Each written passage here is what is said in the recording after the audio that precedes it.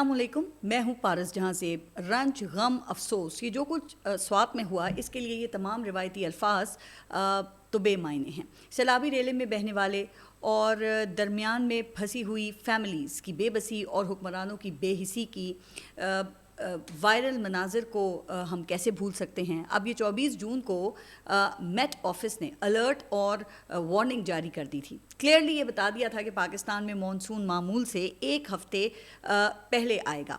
अब 25 जून से फिर शदीद बारिशें होंगी। अच्छा, एक लिस्ट दी गई थी कि इन शहरों और इलाकों में सैलाबी रेले आएंगे, जिनमें स्वात, दीर, चित्राल और कोहिस्तान शामिल थे। सयाहों के लिए एडवाइज़री भी जारी हुई कि इन इलाकों में जाने का इरादा रखने वाले वेदर फोरकास्ट देख कर जाएँ। लेकिन दूसरी तरफ सूबाई हुकूमत वो क्या कर रही थी? ना कोई अर्ली वार्निंग, ना कोई हंगामी रेस्क्यू प्लान, ना ही सयाहों के लिए किसी भी सतह पर गाइडेंस का निज़ाम, ना कोई हुकूमती एहलकार, ना कोई मकामी इंतज़ामिया। वहाँ सिर्फ पानी था, मौत थी और एक ऐसा निज़ाम था जो हमेशा की तरह गायब था। हाँ, अगर थी तो दरिया के अंदर इंक्रोचमेंट थी, दरिया के पार्ट के अंदर बने रेस्टोरेंट्स और तामीरात थीं जो कि कानून की खुल्लम खुल्ला खिलाफवर्जी थी। लेकिन फितरत के उसूल तो नहीं बदलते। ना ही स्वात कोई मैदानी इलाका है जहाँ पानी की सतह आहिस्ता आहिस्ता बुलंद हो। यहाँ तो सैलाबी रेले वो यकदम आते हैं और फिर तेज़ रफ्तारी से रास्ते में आने वाली हर चीज़ को अपने साथ बहा कर ले जाते हैं। इसीलिए सैलाबी रेलों के रास्ते क्लियर रखे जाते हैं। अली अमीन गंडापुर साहब, ये कोई पहली मर्तबा तो नहीं हो रहा। इससे पहले भी कोहिस्तान और यहीं सवात में ऐसे कई वाक़यात हो चुके हैं जिनसे सबक सीखते हुए यहाँ पे कुछ SOPs बनाए गए थे, जिसके तहत दरियाओं के फितरी बहाव के रास्तों पर किसी भी किस्म के इंक्रोचमेंट पर पाबंदी आयद की गई थी। फिर ये दरिया स्वात पर इसकी इजाज़त क्यों दी गई? कहाँ गए वो आपके SOPs? किसने इनके ऊपर अमल दरामद करवाना था? बताइए। अगर ये वाक़या किसी VIP के ख़ानदान के साथ हुआ होता तो क्या रियासत का यही रवैया होता? क्या हेलीकॉप्टर्स ना उड़ते? क्या वज़ीर आज़म, वज़ीर आला खैबर पख्तूनख्वा, NDMA और PDMA सब खामोश बैठे रहे? क्या इसके ज़िम्मेदार सिर्फ लोकल एहलकार हैं जिनको आपने ये बली का बकरा बनाकर या समझकर मुअत्तल कर दिया है, OSD बनाकर स्टोर में जमा करा दिया है, वहाँ से ये कहीं और डिस्पैच हो जाएंगे? फिर अल्लाह अल्लाह खैर सल्ला। मुमकिन है कि इन एहलकारों की भी गफलत हो, लेकिन इससे आपकी, जी हाँ अली अमीन गंडापुर, आपकी एग्जीक्यूटिव जिम्मेदारी अदा नहीं होती। ये कीमती जानों के ज़िया का मामला है। ये सिर्फ हादसा नहीं है बल्कि इस मुल्क के आम शहरी की तकदीर है। रियासत तो माँ जैसी होती है ना, लेकिन यहाँ रियासत एक बेहिस सौतेली माँ से भी बदतर है। ना कोई तहकीकाती कमीशन बनता है, और बन भी जाए अगर तो उसमें से निकलता क्या है? कोई यहाँ पे जिम्मेदार ही नहीं ठहराया जाता। जब मेट ऑफिस ने ये वार्निंग जारी कर दी थी तो इसके बाद सूबाई सतह पर इसके हवाले से ज़रा आप ये बताइए ना कि क्या प्लानिंग और मॉनिटरिंग का इंतज़ाम किया गया? लेकिन ये अली अमीन गंडापुर क्या बताएंगे? अब तो वो कानूनी तौर पे तहरीक इंसाफ को भी जवाब देने के पाबंद नहीं रहे हैं। वो कह रहे थे ना कि जी मैं तो सिर्फ इमरान खान को जवाब दे हूँ, लेकिन आईनी बेंच ने अली अमीन गंडापुर आपको इस कैद से भी आज़ाद कर दिया है, चूँकि पाकिस्तान तहरीक इंसाफ की पार्लिमानी हैसियत ही ख़त्म कर दी गई है। अब इसके नतीजे में वज़ीर आला साहब आपकी कुर्सी मजबूत होती है या फिर ख़तरे में पड़ती है, इसका फ़ैसला तो फिर अदालती फ़ैसले के बेनिफिशरीज़ नहीं करना है ना। लेकिन इससे पहले सानहा सवात पर आप अपने आप को क्लियर ज़रूर करें। शायद ये आपके ख़िलाफ़ हतमी चार्जशीट की इब्तिदा हो, चूँकि तहरीक इंसाफ के पार्टी डिसिप्लिन से तो आज़ाद होने के बाद पाकिस्तान तहरीक इंसाफ के अरकान अब शुतरे बेबहार हो चुके हैं। जहाँ चाहेंगे वहीं राह निकल आएगी। इसीलिए तो कहा था ना आपको, और बार बार कहा था कि 2 कश्तियों में सवारी ना करें। सैलाबी रेले जब आते हैं तो 2 कश्तियों के सवार फिर मार ही खाते हैं। अली अमीन गंडापुर साहब, जिन पगडंडियों पर आप चल रहे थे ना, वो इसी मंजिल की तरफ लीड कर रही थी। खैर, अब बात करते हैं उस फैसले की जिसे अगले 9 साला मंसूबे का स्टार्टिंग पॉइंट कहा जा रहा है। अब ये क्या मंसूबा है, किसने बनाया है और फिर ये कैसे आगे बढ़ेगा, तो ये तमाम सवालात इस व्लॉग के इख्तिताम तक वाज़े हो जाएंगे। लेकिन इससे पहले फ़ैसला। अब गुज़िश्ता रोज़ फ़ैसला आने के बाद मैं राना सनाउल्लाह का इस पे इब्तदाई जो रद्द अमल था वो देख रही थी। वो ये फरमा रहे थे कि ये फ़ैसला जमहूरियत की फ़तह है اور آئین و قانون کے عین مطابق دیا گیا ہے۔ اب اس پر حتمی رائے تو تفصیلی فیصلہ آنے پر ہی دی جا سکتی ہے، لیکن کیا اس فیصلے سے جمہوریت کی فتح ہوئی ہے یا جمہوریت کو فتح کیا گیا ہے، اس کا فیصلہ تو تاریخ کرے گی۔ جس طرح جسٹس منیر کے فیصلے پہ تاریخ کا فیصلہ ہے، اب اس سے قطع نظر کسی بھی کیس میں دو فریق ہوتے ہیں، ایک کیس جیتا ہے، ایک کیس ہارتا ہے۔ اس کیس میں رانا صاحب آپ کی حکومت کی، آپ کے اتحادیوں کی، اور یہاں تک کہ آپ کی اپوزیشن JUIF کی تو جیت ہی ہوئی ہے۔ جی ہاں، سب میں ہی 26ویں آئینی ترمیم کی برکات بٹی ہیں، لیکن جناب صرف سیاسی جماعتیں ہی اکیلی بینیفیشری تو نہیں ہیں، یہاں کچھ اور اس حوالے سے پردہ نشی بھی ہیں، ان کا بھی ذکر کروں گی، لیکن پہلے فیصلے کا نتیجہ سن لیں۔ تو لگتا ایسے ہے کہ یہاں پر تو لوٹ سیل لگی ہوئی ہے، buy one get one free, بعض کی تو buy one get two free کی لاٹری نکلی ہے۔ اب قومی اسمبلی میں تحریک انصاف کی جو 22 خصوصی نشستیں چھینی گئی ہیں، ان میں سے نون لیگ کے حصے میں 14، پاکستان پیپلز پارٹی کو 5 اور JUI جو 26ویں ترمیم کے ذریعے جمہوریت بچانے اور بنیادی حقوق کا تحفظ کرنے کا کریڈٹ لیتی رہی ہے، اس فیصلے کے نتیجے میں بونس بھی لے اڑی۔ اب JUI نے قومی اسمبلی کی صرف 6 جنرل نشستیں جیتی ہیں، جن کی بنیاد پر 5 خصوصی نشستیں انہیں مل گئی ہیں۔ اب یہ تو کچھ بھی نہیں ہے، JUIF کا اصل بونس تو KP کے اسمبلی میں لگا ہے، جہاں پاکستان تحریک انصاف کے حصے کی 25 مخصوص نشستوں کی سب سے بڑی بینیفیشری JUIF ہے۔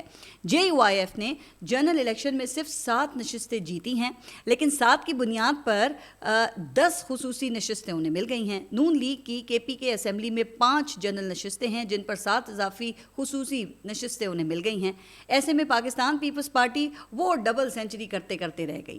پاکستان پیپلز پارٹی نے 4 جنرل نشستوں کی بنیاد پر 7 اضافی خصوصی نشستیں وصول کی ہیں۔ شاید اسی وجہ سے سانحہ سوات پر گورنر خیبر پختونخوا فیصل کریم کنڈی اپنے حلقے کے حریف اور وزیر اعلیٰ خیبر پختونخوا علی امین گنڈاپور کو خوب کوس رہے تھے، کہہ رہے تھے کہ میرا دل خون کے آنسو رو رہا ہے۔ شاید اتنی خوشی والے دن صوبائی حکومت کی نااہلی نے ان کی خوشی کو کرکرا کر دیا ہے، کیونکہ وہ تو 6 ماہ پہلے سے تحریک عدم اعتماد کا پلان بتا رہے تھے، اب تو ان کو موقع مل گیا۔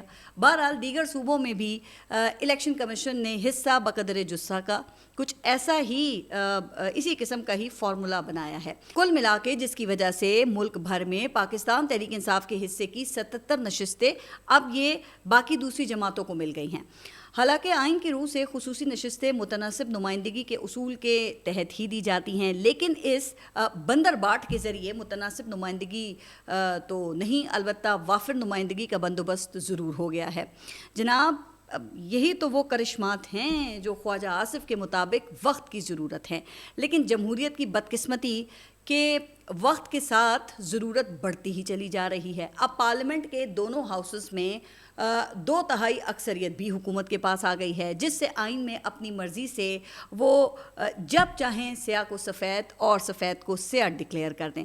مجھے یاد ہے کہ افتخار چودھری کے دور کو Pakistan Peoples Party judicial martial law سے تعبیر کرتی تھی، اور اب بھی ان کا یہی موقف ہے۔ اب یہ کام پارلیمنٹ نے لے لیا ہے، تو پھر اس حساب سے اس دور کو لیجسلیٹو مارشل لاء کہیں تو کسی کو اعتراض تو نہیں ہونا چاہیے پھر اس پہ، کیونکہ جب چند سیاسی جماعتیں اپنی ضرورت کے تحت آئین کے ساتھ وہی سلوک کریں، وہی رویہ اختیار کریں جو کہ ایک ماہر درزی کپڑے کے ساتھ کرتا ہے، اسے کاٹ پیٹ کر آرڈر کے مطابق ڈریس کی شکل دے دیتا ہے، تو اسی طرح حکومتی جماعتوں نے آئین کو اپنی مرضی کے مطابق ٹیلر میڈ بنا دیا ہے۔ اب دیکھیں کہ اس کا سارا نزلہ بھی پارلیمنٹ پہ گرانا وہ بھی درست نہیں۔ عدلیہ نے بھی تو اس کار خیر میں اپنا خوب حصہ ڈالا ہے۔ اب معزز آئینی بینچ نے 7-6 کی اکثریت سے یہ فیصلہ دیا ہے، جس کے ریڈیکل سیاسی اثرات اب مرتب ہونے والے ہیں۔ گزشتہ سال جولائی میں 13 رکنی بینچ نے جسٹس منصور علی شاہ کی سربراہی میں پاکستان تحریک انصاف کو پارلیمانی پارٹی قرار دیا تھا۔ مکمل انصاف کا اصول اپناتے ہوئے پھر پاکستان تحریک انصاف کو مخصوص نشستیں الاٹ کرنے کا حکم بھی دیا تھا، لیکن یہ فیصلہ 1 سال تک عمل درآمد کا انتظار کرتے کرتے نظر ثانی کا شکار ہو گیا۔ کیوں؟ بھئی کیونکہ الیکشن کمیشن کی مرضی۔ اب الیکشن کمیشن جو بھی فیصلہ کرے اپنے رول کو قانون پر ترجیح دے یا قانون کی کسی شق کو آئین کی منشا پر ترجیح دے، یہاں تک کہ سپریم کورٹ کے فیصلے کو شارع دستور پہ وہ دفن کر دے، لیکن عمل الیکشن کمیشن کے فیصلے پر ہی ہونا ہے، کیونکہ جسٹس منصور علی شاہ کے بینچ کی طرف سے فیصلے پر عمل درآمد کے لیے پورے 2 ریمائنڈرز بھی دیے گئے، جس میں الیکشن کمیشن کو عمل نہ کرنے کے سنگین اثرات سے بھی آگاہ کیا گیا۔ پھر کیا ہوا؟ پھر وہی ہوا جو سابق چیف جسٹس قاضی فائز عیسیٰ نے مناسب سمجھا، یعنی جسٹس منصور علی شاہ چیف جسٹس کی دوڑ سے باہر، راتوں رات بینچ تشکیل دینے والی کمیٹی کی کمپوزیشن تبدیل اور الیکشن کمیشن کی نظر ثانی درخواست داخل۔ لیکن کمال ہے کہ اس نظر ثانی کیس کو اس وقت تک فکس نہیں کیا گیا جب تک انتظام نہیں کیا گیا۔ بہرحال سابق چیف جسٹس کی مہربانیوں ہی سے بالآخر 26ویں ترمیم کی بال گول پوسٹ کے قریب آ گئی، یہاں سے پھر پارلیمنٹ نے پاس پکڑا اور گول کر دیا، جس کے بعد پھر آیا نیا عدالتی نظام، جس کی کچھ ڈیٹیلز تو میں اپنے گزشتہ ولاگ میں آپ کے ساتھ شیئر کر چکی ہوں کہ آئینی بینچ تشکیل دینے کا اختیار جوڈیشل کمیشن کے پاس چلا گیا ہے، جہاں حکومت کی اکثریت ہے اور حکومت کی ضرورت سیٹیں ہیں۔ اب ظاہر ہے کہ فیلڈ میں موجود پاکستان تحریک انصاف کے حق میں آنے والا فیصلہ ایک لٹکی ہوئی تلوار تھا، اس لیے نئے نظام کے تحت حکومتی اکثریت سے اس فیصلے پر نظر ثانی کرنے کے لیے 13 رکنی بینچ تشکیل دیا گیا، جن میں اوریجنل فیصلہ دینے والے 8 اکثریتی ججز میں سے صرف 3 کو شامل کیا گیا اور ان کی جگہ پر نئے آنے والے ججز شامل کیے گئے، جن میں سے کچھ کے مینٹور قاضی فائز عیسیٰ ہیں۔ فیصلے سے پہلے ان معزز ججز نے قاضی فائز عیسیٰ کو تنقید کا نشانہ بنانے پر سخت غصے کا اظہار کیا۔ پھر آئینی بینچ میں شامل انہی نئے ججز کی اکثریت اور کچھ پرانے فیصلے کے اقلیتی ججز انکلوڈنگ بینچ کے سربراہ جسٹس امین الدین نے یہ نظر ثانی فیصلہ دیا ہے، جس کا اب مفہوم یہ ہے کہ ہم پاکستان تحریک انصاف کے حق میں آنے والے سپریم کورٹ کے پہلے فیصلے کو کالعدم کرتے ہیں اور پشاور ہائی کورٹ کا فیصلہ جو ہے وہ بحال کرتے ہیں۔ اب پشاور ہائی کورٹ نے فیصلہ دیا تھا کہ سنی اتحاد کونسل مخصوص نشستوں کی حقدار نہیں ہے، لہٰذا الیکشن کمیشن کی جانب سے یہ تمام جو نشستیں ہیں وہ دوسری جماعتوں کو دینے کا فیصلہ درست ہے۔ چلیں، جن اکثریتی ججز نے یہ فیصلہ دیا ان میں سے کچھ نئے ہیں اور کچھ پہلے ہی جسٹس منصور علی شاہ والے بینچ کے اکثریتی فیصلے کے خلاف ووٹ دے چکے ہیں۔ لیکن یہاں پہ ایک انٹرسٹنگ بات یہ ہے کہ جسٹس منصور علی شاہ کے فیصلے پر سائن کرنے والے 2 ججز نے بھی نظر ثانی میں اپنا فیصلہ ہی بدل ڈالا۔ ظاہر ہے ایسا تو نہیں ہو سکتا نا کہ ان 2 معزز ججز نے اپنا جو پہلا فیصلہ تھا وہ کسی نازک شاخ کو پکڑ کر تو نہیں دیا ہوگا، کوئی نہ کوئی اس کی سالڈ گراؤنڈز تو ہوں گی، لیکن نظر ثانی میں انہیں محسوس ہوا کہ نہیں، ان کی جو پہلی ججمنٹ تھی وہ غلط تھی۔ اب کیوں غلط تھی یہ تو وہ تفصیلی جو وجوہات ہیں انہی میں بتائیں گے، لیکن فی الحال شارٹ آرڈر میں وہ لکھتے یہ ہیں کہ ہم اپنے پہلے فیصلے پہ مشروط نظر ثانی کرتے ہیں اور نشستوں کی حد تک معاملہ جو ہے وہ الیکشن کمیشن کو بھجواتے ہیں۔ پھر الیکشن کمیشن تمام متعلقہ ریکارڈ دیکھ کر طے کرے کہ کس کی کتنی مخصوص نشستیں بنتی ہیں۔ اب الیکشن کمیشن تو پہلے ہی فیصلہ کر چکا ہے، جس کی متناسب نمائندگی کا فارمولا وہ آپ ملاحظہ کر چکے ہیں۔ بہرحال ان 2 معزز ججز کی نظر ثانی میں اب کتنا وزن ہے، اس سے ہٹ کر واضح طور پہ یہ دیکھا جا سکتا ہے کہ انہوں نے جڑ کو پکڑا ہے، اور وہ جڑ ہے الیکشن کمیشن کا اختیار۔ یہ وہی جڑ ہے جو فیصل وافدہ کو تو 1.5 سال پہلے ہی نظر آ گئی تھی، جسے انہوں نے گزشتہ روز ریمائنڈ بھی کروایا ہے کہ میں نے تو پہلے ہی کہا تھا کہ یہ نشستیں پاکستان تحریک انصاف کو نہیں ملیں گی، پاکستان تحریک انصاف کا چیپٹر اب کلوز ہے۔ لیکن جناب میرے خیال میں یہ چیپٹر کلوز نہیں بلکہ مزید اوپن ہو گیا ہے۔ اب وہ کیسے؟ تو وہ ایسے کہ گزشتہ روز حکومت نے گریڈ 21 کے کچھ افسران کو گریڈ 22 میں ترقی دینے کا نوٹیفیکیشن جاری کیا، اور ان میں سے ایک بیوروکریٹ پاکستان کسٹم سروس کی رباب سکندر ہیں، جو کہ چیف الیکشن کمشنر کی اہلیہ ہیں۔ اب ہو سکتا ہے کہ یہ محض اتفاق ہو، وہ اس ترقی کی حقدار ہوں، لیکن جناب ٹائمنگ جو ہے نا وہ ٹائمنگ بہت میٹر کرتی ہے. اس سے پہلے بھی رباب سکندر کو حکومت تمغہ امتیاز دے چکی ہے، جبکہ چیف الیکشن کمشنر پہلے ہی مقررہ جو ان کی میعاد ہے وہ بھی پوری کر چکے ہیں، لیکن آئین و قانون میں وہ ٹیلر میڈ تبدیلیوں کی وجہ سے وہ ابھی تک اپنا کام انہوں نے جاری رکھا ہوا ہے. چونکہ 26ویں آئینی ترمیم کے تحت حکومت کو یہ اختیار دیا گیا ہے کہ نئے چیف الیکشن کمشنر کی تقرری تک جو موجودہ چیف الیکشن کمشنر ہیں وہ کام اپنا جاری رکھیں گے یا کام کرتے رہیں گے، اور وہ خوش اسلوبی سے یہ سب کر بھی رہے ہیں. ویسے فیصلے کی ٹائمنگ ہر لحاظ سے پرفیکٹ ہے. اچھا، عاشورہ محرم کا آغاز ہے. سیکیورٹی خدشات کے باعث کسی اجتماع کی تو اجازت اب اس وقت میں نہیں دی جا سکتی ہے، اور وفاقی کابینہ نے آرٹیکل 245 کے تحت فوج طلب کر لی ہے، جو کہ پورے ملک میں سول فورسز کے ساتھ مل کر سیکیورٹی کے فرائض انجام دے گی. اب ظاہر ہے کہ صوبوں میں اگر فوج کی تعیناتی ہو رہی ہے تو صوبوں نے بھی اس فیصلے کی توثیق کی ہوگی. اس لیے مخصوص نشستوں والے فیصلے کے خلاف فوری احتجاج تو پھر نہیں ہو سکتا، اور 10 دن بعد یہ معاملہ ٹھنڈا ہو جائے گا، جو حکومت کے لیے پھر بلیسنگ ہے. ان کی تو 5 انگلیاں گھی میں اور سر کڑائی میں ہے. اچھا، اب فیصلے کے فوری نتائج بھی واضح ہو گئے ہیں، اور سارا جو اس کا بیک گراؤنڈ ہے وہ بھی سامنے آ گیا ہے. اب جو سوال رہ گیا ہے وہ ہے مستقبل کی سیاست پر اس کے اثرات کیا پڑ سکتے ہیں. تو یہ وہ بنیادی سوال ہے جس پر مستقبل کی سیاست کا پورا دار و مدار ہے. چونکہ یہ فیصلہ نظریہ ضرورت پر کھڑے اس نظام کے لیے ٹرننگ پوائنٹ ہے. وہ کیسے؟ تو آپ کو یاد ہوگا کہ میں نے اپنے ایک گزشتہ ولاگ میں یہ کہا تھا کہ موجودہ نظام کو مزید مضبوط کرنے کے لیے 27ویں ترمیم لانے کی بات ہو رہی ہے، جس کے لیے دونوں ایوانوں میں پھر یہ 2/3 اکثریت چاہیے، جو اس فیصلے نے آرام سے حکومت کو دے دی ہے، جس کو بروئے کار لاتے ہوئے 26ویں ترمیم میں جو رہ جانے والی کسر ہے اس کو 27ویں ترمیم کے ذریعے آسانی سے دور کیا جا سکے گا، جس سے درست پیش گوئیاں کرنے والوں کے مطابق پھر یہ نظام اتنا مضبوط ہو جائے گا کہ یہی نظام اور یہی شخصیات 2029 کے انتخابات کے بعد بھی نظر آئیں گی. کیسے؟